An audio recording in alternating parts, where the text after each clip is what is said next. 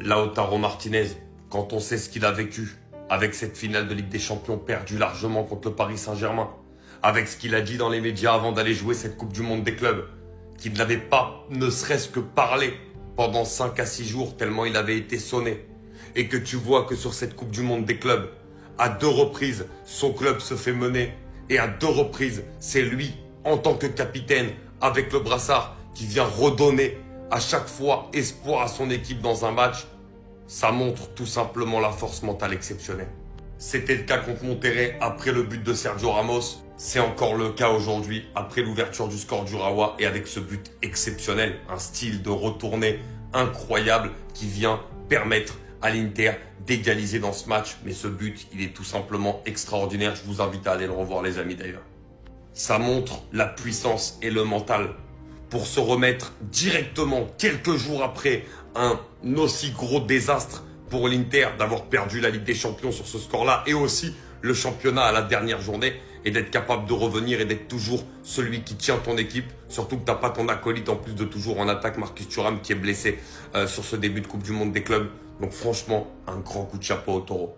Le match de Job Bellingham cet après-midi face au club africain de Mamelodi a été tout simplement exceptionnel. L'entrée avait déjà été plutôt convaincante contre Fluminense. On attendait de le voir sur un match en entier. C'est pour ça que j'avais pas fait de vidéo sur lui contre Fluminense. Et là, franchement, ça a été énorme. Dans l'impact, dans ce qu'il amène au milieu de terrain. Franchement, il a quasiment le même jeu que son frère. Bellingham, il joue en 10 au Real Madrid, donc un peu plus haut sur le terrain. Mais Jude, quand il était à Dortmund, il jouait en 8. Et là, Job, très clairement, il est en 8. Et pour l'instant, on voit des similitudes. Évidemment, il a marqué ce but pour sa première titularisation avec Dortmund. Mais il y a aussi cette action quand il se relève et qu'il arrive en se relevant alors qu'il est emporté par son élan à aller dribbler 2 joueurs au milieu de terrain. Cette capacité qu'il a physiquement déjà à être important, à peser dans le milieu de terrain, que ce soit dans les récupérations, également dans l'impact physique, mais que ce soit aussi par sa tenue de balle, par sa qualité technique qui est au-dessus de la moyenne et qui lui permet de ressortir des ballons quand il le faut. Franchement, je trouve que c'est les mêmes et pour l'instant, la trajectoire est assez similaire. Keno, son entrée qui a littéralement changé le match. Mais vous savez c'est quoi le pire? Moi je le connaissais pas. Je ne savais pas qui c'était, je l'avais jamais vu jouer. Il rentre et je le vois très dynamique, très puissant, très remuant sur son côté, il fait des différences, il bouge comme ça, je me dis, mais c'est une pépite celui-là, il doit avoir 22, 23 ans. Et puis je regarde, et non, il a 35 ans. Non mais, moi j'ai pas vu des mecs à 35 ans être aussi frêles sur le côté, bouger autant comme ça, faire des différences, lâcher des petites virgules, comme un ailier qui vient de commencer, comme un petit Brésilien comme ça qui sort des favelas, qui est tout chaud, qui est bouillant. Et je regarde, je vois, il a 35 ans. C'est pas une blague. Et honnêtement, il m'a choqué. Il a fait une super belle entrée. Il a fait que des différences sur son côté. C'est lui qui amène le but de l'égalisation à 2 partout. Et c'est lui également qui vient se retrouver en position de numéro 9 pour aller marquer la tête du 4-2. L'entrée de ce mec a tout changé. Le Brésilien de 35 ans qui joue comme s'il en avait 23. Ça fait 7 ans à peu près que j'ai un combat perdu d'avance, certes, mais contre les gens qui parlent tout le temps d'extra-sportifs dans ce milieu. Vous contribuez à la perte du football. Je le dis, je le répète, les créateurs de contenu, les journalistes, vous êtes liés au sport, au football. Vous ne devez parler que de ça et pas du reste. Tout le week-end, j'ai vu des trucs, mais qui me sortent par les yeux. J'ai vu tout le monde parler de Yamal et de son histoire, là, je sais pas quoi. Ok, les footballeurs sont des gens connus. Ok, ils sont exposés, etc. Mais ils sont exposés à leur performance sportive, ils sont footballeurs. T'as le droit de parler d'un match, t'as le droit de le critiquer, t'as le droit de dire ce que t'as envie, tant que tu restes dans le cadre du foot. Mais nous, aujourd'hui, nous ne sommes pas des gens qui vont juger la vie privée des êtres humains. On est qui pour ça? Moi, je suis là, je vis avec ma réussite, je vis avec mes erreurs. J'aimerais pas que tout le monde en parle toute la journée. Aucun homme n'est parfait. Tous les hommes font des erreurs. Mais on n'est personne pour juger une autre personne. Kenan, ils disent.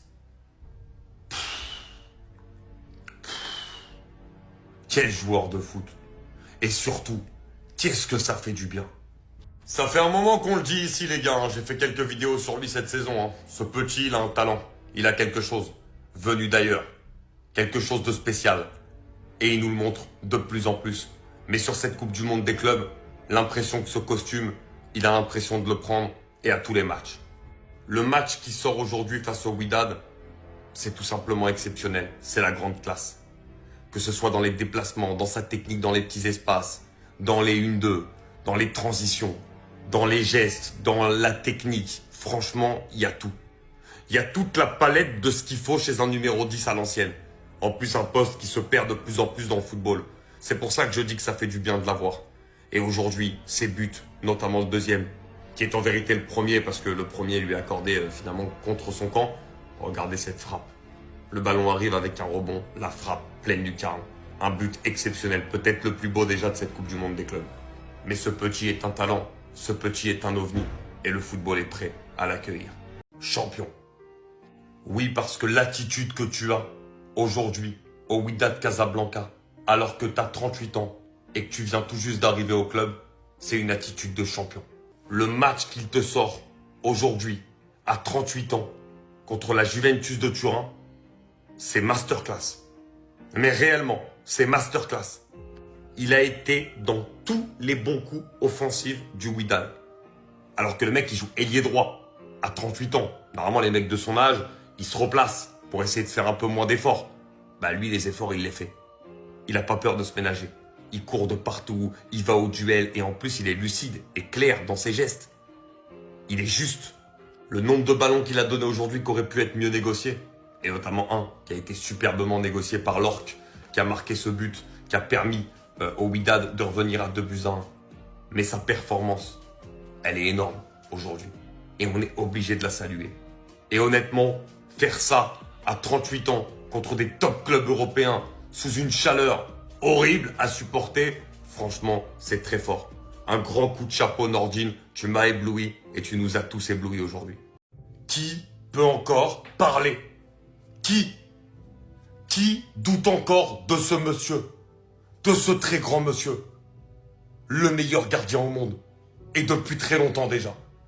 Et pour moi, aussi, je l'ai dit, cette saison, au niveau de la régularité, qui est également le meilleur gardien. Moi, je veux bien le donner à Donnarumma. Même sur certaines vidéos, j'ai dit que c'était Donnarumma. Il n'y a pas de souci par rapport aux gros arrêts dans les grands matchs. Mais sur la régularité, sur tous les matchs, Thibaut Courtois, c'est le numéro 1. Même cette saison. Le Real démarre le match de manière catastrophique avec le rouge d'Asensio. Va se retrouver à 10 contre 11 tout le match. Qu'est-ce qu'il fait? Il sort 10 arrêts. 10 arrêts. Le record déjà de cette Coupe du Monde des clubs. Et pas des petits arrêts, les gars. Le double arrêt déjà, en première période. Mais c'est quoi ça? Faut être un monstre. Faut être un tueur. Et c'est exactement ce qu'est Thibaut Courtois. Il ne laisse rien passer. Le seul but qu'il prend, c'est sur une frappe. Et il est sur la frappe, hein. Tchouaméni la compte malheureusement. Donc la frappe prend une autre trajectoire. Il peut rien faire. Mais ce mec-là, pour avoir regardé tous les matchs du Real Madrid cette saison, il est injouable. À son poste aujourd'hui, il n'a aucune concurrence. Aucune. Tellement il est fort, tellement il est imposant, tellement il écœure tout le monde. Grande patron Thibaut Courtois. Ave Jude. Ave. Grande Jude. Grande. Exceptionnale Jude. Exceptionnale. Le foot est devenu malheureusement un monde où on oublie tout beaucoup trop vite. À tel point qu'on en a oublié, avec l'avènement de nouveaux milieux, à quel point celui-ci était fort, était phénoménal, était grandiose. Quand il est arrivé au Real Madrid, Xabi Alonso l'a dit, la vraie place de Jude Bellingham se situe au milieu de terrain. Et évidemment aujourd'hui, on voit pourquoi. On sait qu'il a vraiment envie de le remettre là et on sait que Jude Bellingham à Dortmund jouait beaucoup plus numéro 8. Il a été obligé dernièrement avec Ancelotti d'occuper un poste de numéro 10, même l'année dernière d'occuper un poste de faux numéro 9. Il était très bon, il remplissait toutes les cases. Mais à ce poste-là, il est capable de faire les 3 postes. Il est capable de jouer 6, il est capable de jouer 8, il est capable de jouer 10. Parce qu'il a un volume de jeu qui est très très rare à son poste, à Jude Bellingham. Et franchement, Il a un cardio de fou, il fait des différences de fou, il se projette toujours offensivement pour apporter le surnombre. Il a cette capacité à chaque fois de finir comme il l'a fait aujourd'hui. Il est énorme. Il faut jamais oublier que Jude Bellingham est toujours un des meilleurs milieux. Tant qu'il sera là, il le sera parce qu'il est énorme ce garçon. Toi là, t'es choquant, t'es sonnant, t'es assourdissant, t'es traumatisant. À 20 ans, saison exceptionnelle en première ligue avec Bournemouth. Et quand on sait toute l'intensité physique qu'il faut mettre. Ligue des Nations, titulaire avec l'Espagne, exceptionnel. Coupe du monde des clubs, 2 premiers matchs avec le Real Madrid, il a déjà mis tout le monde d'accord. Il a déjà mis tout le monde d'accord. Comment vous dire, il est bluffant ce type. Déjà dans sa lecture des trajectoires, qu'est-ce qu'il lit bien le jeu, qu'est-ce qu'il est intelligent. Et ça, on sait qu'en défense, c'est hyper important d'anticiper ce qui va se passer pour prendre de l'avance sur des joueurs rapides lancés en profondeur notamment. Et ça, il le fait super bien. Le duel physique, il a pas peur. On sait qu'il est grand, mais il est quand même frêle. Et malgré tout, tu vois qu'il a quand même ce côté physique, qu'il arrive à rentrer dedans, qu'il a pas peur du contact. Et là où il excelle, et ce qui est important, très important, dans ce que veut mettre Xabi Alonso en place, c'est les relances. Le mec qui fait des passes sur 20, sur 30 mètres, qui casse 2 lignes de pressing adverse et qui trouve un de ses milieux, voire un de ses attaquants. Mais ça, comment c'est très important quand tu veux relancer de derrière. Le petit, en défense, est déjà impressionnant. Ça fait déjà au moins 5 ou 6 ans que je le dis, mais je vais le répéter.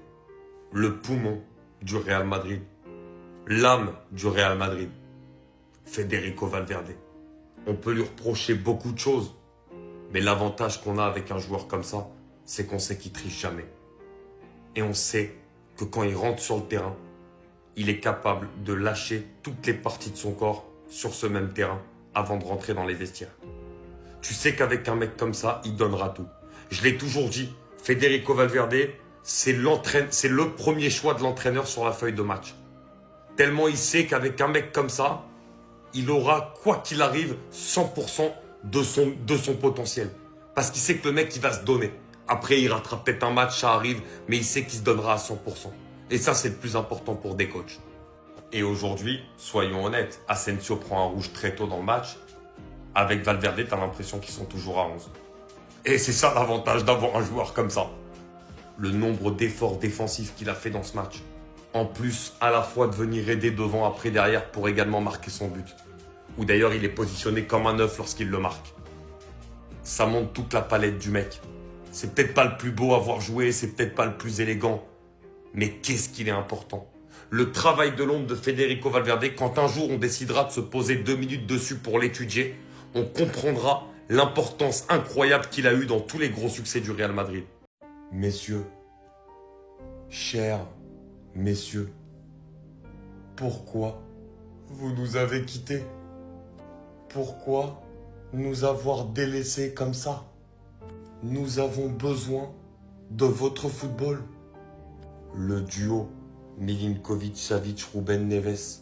Ma parole que ça joue dans les grands clubs européens aujourd'hui. Ils ont leur place. Les 2 matchs d'Al Hilal que j'ai vus, déjà j'en ai vu quelques-uns, bon, j'avoue très peu, mais en Arabie Saoudite, lors des matchs de Saudi Pro League, mais les 2 matchs que j'ai vus de la Coupe du Monde des clubs, dont un contre le Real Madrid et un autre contre Salzbourg, quand même une équipe européenne, ils ont été exceptionnels. Ils sont d'une intelligence de jeu et d'un volume tout simplement incroyable. Les deux, ce sont le moteur de cette équipe d'Al Hilal. Ils font tout au milieu de terrain. Les projections offensives de Milinkovic-Savic, la couverture de Ruben Neves, ça veut dire les deux en plus, ils se pallient parfaitement. Mais leur symbiose, leur intelligence de jeu, leur déplacement, leur passe, leur transversale, leur aération du jeu, ils font tout bien et dans un tempo exceptionnel. Et ils sont capables de le faire contre les meilleures équipes du monde comme ils l'ont montré contre le Real Madrid.